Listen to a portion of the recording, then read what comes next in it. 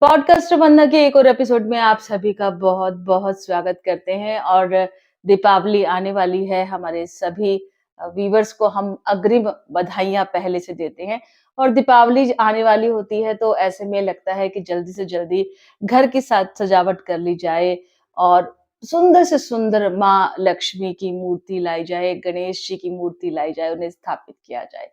लेकिन आज पॉडकास्ट वंदना के माध्यम से हमने सोचा कि क्यों माँ लक्ष्मी और गणपति जी की पूजा की जाती है। माँ लक्ष्मी से पूर्व अगर हम कहें महालक्ष्मी, वो कौन है?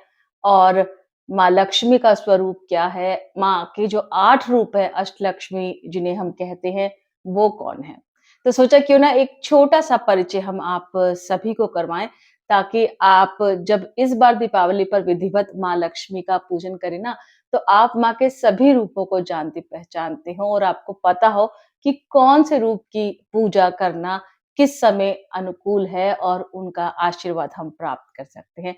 तो पॉडकास्ट वंदना की आज यही कोशिश कि महालक्ष्मी, माँ लक्ष्मी और माँ के अष्ट रूप और साथ ही साथ उनके जो कहते हैं ना वरदान और उनकी सिद्धियों से जुड़ी हुई कुछ जो कहते हैं ना दृष्टांत या फिर कुछ ऐसी कहानियाँ जो हमने सुनी, तो सोचा आप सभी के साथ आज हम साझा करते हैं। तो आइए पॉडकास्ट वंदना में बिना किसी देरी के ये पॉडकास्ट शुरू करते हैं। सबसे पहले बात करते हैं महालक्ष्मी की, जिन्हें विष्णु प्रिया लक्ष्मी भी कहते हैं, जो ऋषि भृगु और माता ख्याति की पुत्री हैं। कहा जाता है कि पूर्व में एक बार ऋषि भृगु ने विष्णु जी को लात मार दी। विष्णु जी ने कहा, आपको चोट तो नहीं लगी, और उनके चरण दबाए। ऋषि भृगु को अपने किए पर बहुत ग्लानि हुई और उन्होंने उनसे क्षमा याचना की और कहा कि आप तीनों देवों में सबसे श्रेष्ठ हैं। लेकिन माँ लक्ष्मी को ये बात अच्छी नहीं लगी। उन्होंने कहा कि आपने भगवान के हृदय पर लात मारी है, जो मेरा स्थान है। और उन्होंने कुपित हो ये भी कहा कि अब से वो ब्राह्मणों को अपना आशीर्वाद नहीं देंगी। तब हृदय से क्षमा याचना करने पर उन्होंने भृगु ऋषि को माफ किया और उनके घर पुत्री बनकर आने का उन्हें वचन दिया। महालक्ष्मी श्री हरि विष्णु की भार्या हैं। इन्हें अन्नपूर्णा भी कहते हैं। वो हर एक भौतिक वस्तु की देवी मानी जाती हैं, जिससे सृष्टि का संचार होता है।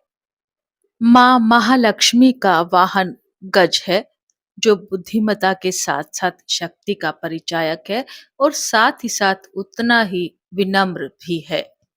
अब बात करते हैं समुद्र मंथन से उत्पन्न हुई माँ लक्ष्मी के बारे में। कहा जाता है कि एक बार ऋषि दुर्वासा कैलाश में भोलेनाथ के दर्शन कर लौट रहे थे।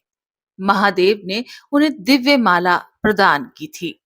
रास्ते में उन्हें देवराज इंद्र मिले और देवराज इंद्र ने बहुत ही विनम्रता से ऋषि दुर्वासा जी का अभिनंदन किया। तो दुर्वासा ऋषि ने उन्हें वो माला उपहार स्वरूप दे दी।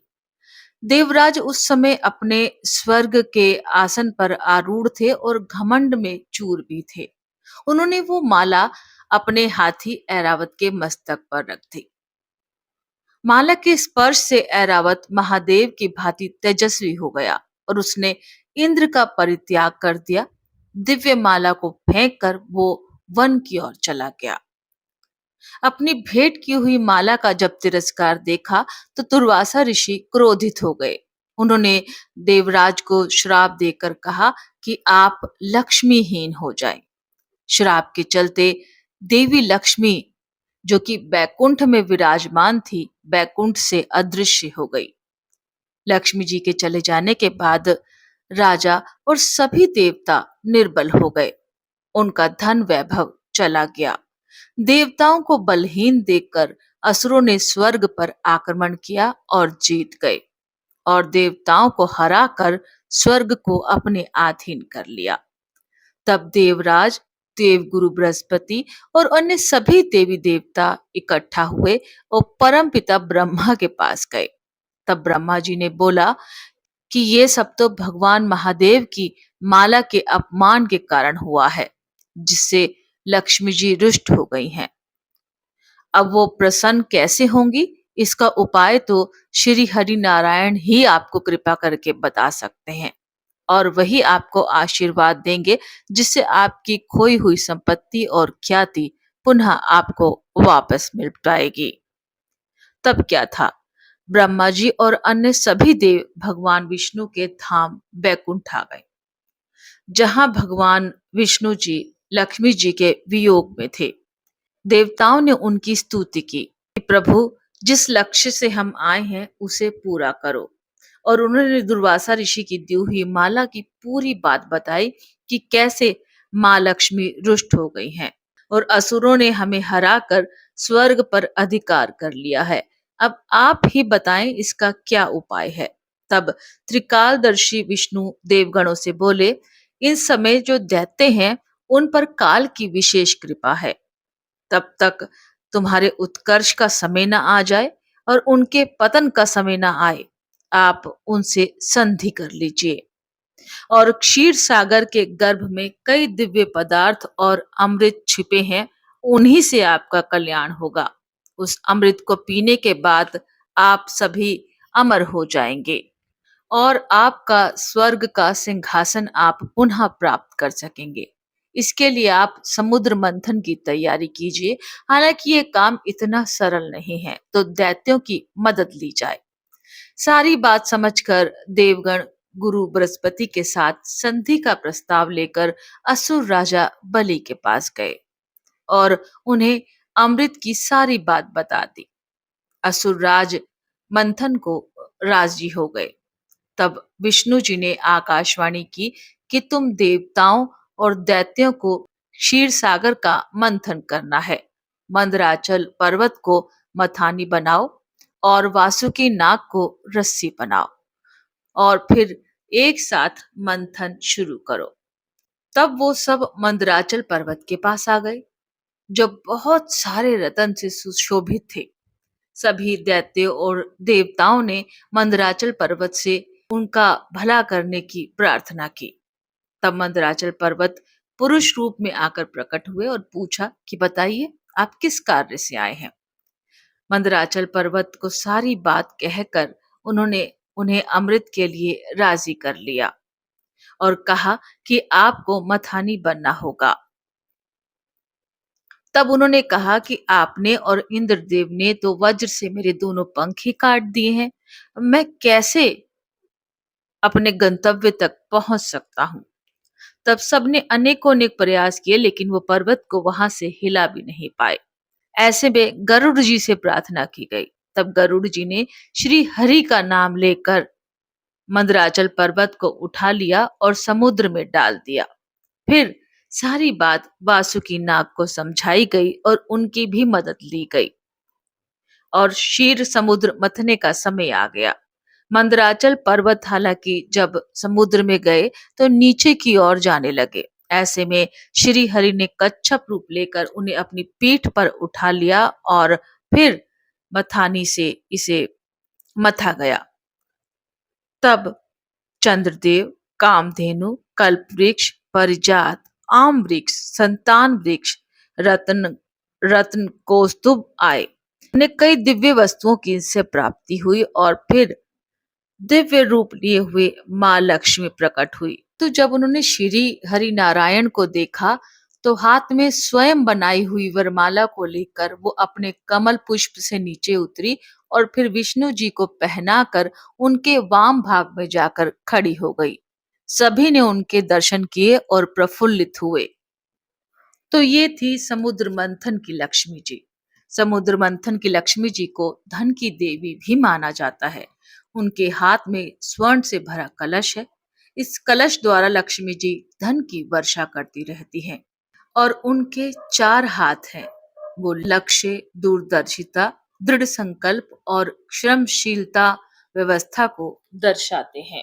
माँ लक्ष्मी जी अपने हाथों से भक्तों पर आशीर्वाद की वर्षा करती हैं। समुद्र मंथन से उत्पन्न होने वाली लक्ष्मी जी को कमला रूप भी कहा गया है, जो 10 महाविद्याओं में से अंतिम महाविद्या है। इस प्रकार आपने लक्ष्मी जी के दो रूपों को जाना, एक विष्णु प्रिया लक्ष्मी और दूसरा लक्ष्मी रूप। एक वो जो कमल पर विराजमान है और एक वो जो लक्ष्मी रूप में है और भगवान विष्णु के साथ है। लक्ष्मी जी के रूप को लेकर एक और भी मान्यता है। माना जाता है कि लक्ष्मी जी के दो रूप हैं, एक है भूदेवी और दूसरा श्रीदेवी। भूदेवी धरती की देवी मानी गई हैं और श्रीदेवी स्वर्ग की देवी। पहली देवी यानी कि भूदेवी उर्वरा से जुड़ी हैं, दूसरी महिमा और शक्ति से। भूदेवी सरल और सहयोगी पत्नी है, जबकि श्रीदेवी चंचल है। विष्णु जी को हमेशा उन्हें खुश रखने के लिए प्रयास करना पड़ता है। धन की देवी लक्ष्मी जी का घनिष्ठ संबंध देवराज इंद्र और कुबेर जी से भी है। इंद्र देवताओं और स्वर्ग के राजा हैं, तो वहीं कुबेर देवताओं के खजाने के रक्षक के पद पर आसीन है। देवी लक्ष्मी ही इंद्र और कुबेर को इस प्रकार का वैभव और राजसी सत्ता प्रदान करती है। माँ लक्ष्मी के 8 अवतार बताए गए हैं।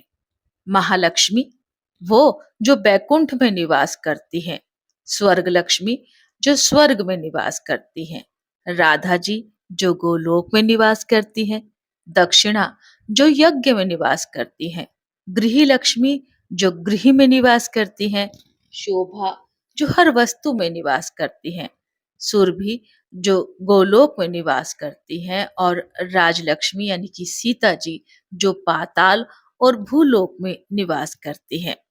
इसी प्रकार माँ के विभिन्न रूपों को अष्ट लक्ष्मी के रूप में देखा गया है। आदि लक्ष्मी, धन लक्ष्मी, धान्य लक्ष्मी, गज लक्ष्मी, संतान लक्ष्मी, वीर लक्ष्मी, विजय लक्ष्मी, जया लक्ष्मी और विद्या लक्ष्मी, ये सभी माता के विभिन्न रूप हैं। लक्ष्मी जी के विवाह की बात करें तो महालक्ष्मी जी जो बैकुंठ में निवास करती हैं वो विष्णु प्रिया है। वहीं अगर हम लक्ष्मी जी के विवाह की बात करें तो महर्षि दुर्वासा के श्राप को फलीभूत करने के लिए जब माता लक्ष्मी ने इस संसार को छोड़ दिया था और समुद्र में निवास करने लगी थी, तब देवताओं ने माता लक्ष्मी और अमृत के लिए समुद्र मंथन किया। शरद पूर्णिमा के दिन समुद्र मंथन से माँ लक्ष्मी पुनः प्रकट हुई और माता लक्ष्मी ने शरद पूर्णिमा के दिन ही भगवान विष्णु से पुनः विवाह भी किया। तो ऐसी महालक्ष्मी, माँ लक्ष्मी, माँ लक्ष्मी के 8 अवतारों को हमारा शत शत नमन। तो उम्मीद करते हैं आज के पॉडकास्ट की हमारी जो छोटी सी कोशिश थी कि महालक्ष्मी जिनकी सवारी जो है वो गज यानी कि हाथी है और माँ लक्ष्मी जिनका वाहन उल्लू है, उनके बारे में बहुत सारी जो हमारी भ्रांतियां थी या फिर कभी कभी कहते हैं ना, जो जानकारियां होती है वो एक दूसरे में कुछ इस तरीके से जो है उनका समावेश हो जाता है कि हम समझ ही नहीं पाते। वो आज आपका क्लियर हुआ होगा। तो हम यही कहेंगे कि ये दीपावली आपके लिए बहुत शुभ हो। माँ लक्ष्मी आपको मनोवांछित फल दे और साथ में गणपति जी आपको विवेक और वो सद्बुद्धि दे कि आप धन का और साथ ही साथ जो कहते हैं ना अपने नैतिक कर्तव्यों का निर्वाह बहुत अच्छे से कर पाएँ और सुगमता से आपका जीवन चले। कुबेर जी जो कहते हैं कि धन के रक्षक भी हैं और माँ लक्ष्मी ने उन्हें बखूबी ज़िम्मेदारी दी हुई है। तो कुबेर जी और धन्वंतरी जी जो आपको निरोगी रखेंगे, उनका समावेश भी आप इस बार अपनी पूजा में ज़रूर करें और उम्मीद करते हैं कि एक छोटी-सी कोशिश जो है आप सभी के जीवन में जो है थोड़ी-सी जानकारी लेकर आई होगी। अगर आपको हमारा पॉडकास्ट पसंद आया, तो एक बार फिर से हम आपसे अपील करेंगे कि हमें लाइक, सब्सक्राइब और शेयर ज़रूर कीजिएगा। तो चलिए मिलते हैं एक और पॉडकास्ट में लेकर यही कुछ बहुत इम्पोर्टेंट जानकारी जो आपका ज्ञानवर्धन करेगी। आज के लिए बस इतना ही। नमस्कार, टेक केयर, बाय बाय।